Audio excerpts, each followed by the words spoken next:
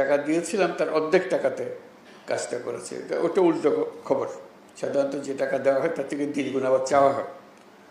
এটা যা দেওয়া হয়েছিল তার অর্ধেক ব্যবহার হয়েছে। এই অর্ধেক টাকাতেই ৩০০ ঘর তৈরি হয়েছে। এটাও একটা আনন্দের খবর। আমরা সেনাবাহিনীর যারা কাজে নিয়োজিত ছিলেন, এটা স্বাভাবিক পরিস্থিতিতে গৃহ নির্মাণ ছিল না, অস্বাভাবিক পরিস্থিতিতে গৃহ নির্মাণ ছিল। এটা বিশেষ আলোচনার বিষয়। তো টাকা দেওয়ার ব্যাপারে আমি একটু শক্ত অবস্থান নিচ্ছিলাম। আমি বললাম যে এটা টাকা দিতে গেলে এই টাকার ভাগ বাটোয়ারা অনেক রকম হয়ে যাবে, আসলে যাদের প্রাপ্য তাদের হাতে সেই টাকা পৌঁছবে কিনা।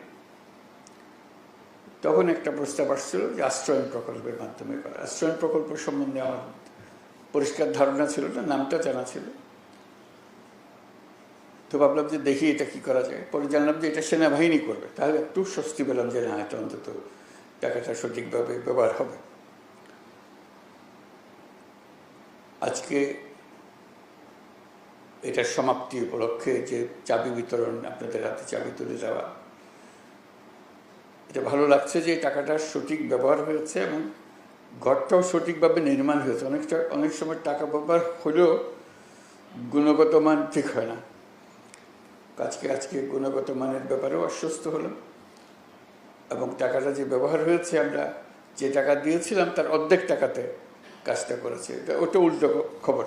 সাধারণত যে টাকা দেওয়া হয় তার থেকে দ্বিগুণ আবার চাওয়া হয়। এটা যা দেওয়া হয়েছিল তার অর্ধেক ব্যবহার হয়েছে। এই অর্ধেক টাকাতেই ৩০০ ঘর তৈরি হয়েছে। এটাও একটা আনন্দের খবর। আমরা সেনাবাহিনীর যারা কাজে নিয়োজিত ছিলেন, এটা স্বাভাবিক পরিস্থিতিতে গৃহ নির্মাণ ছিল না, অস্বাভাবিক পরিস্থিতিতে গৃহ নির্মাণ ছিল।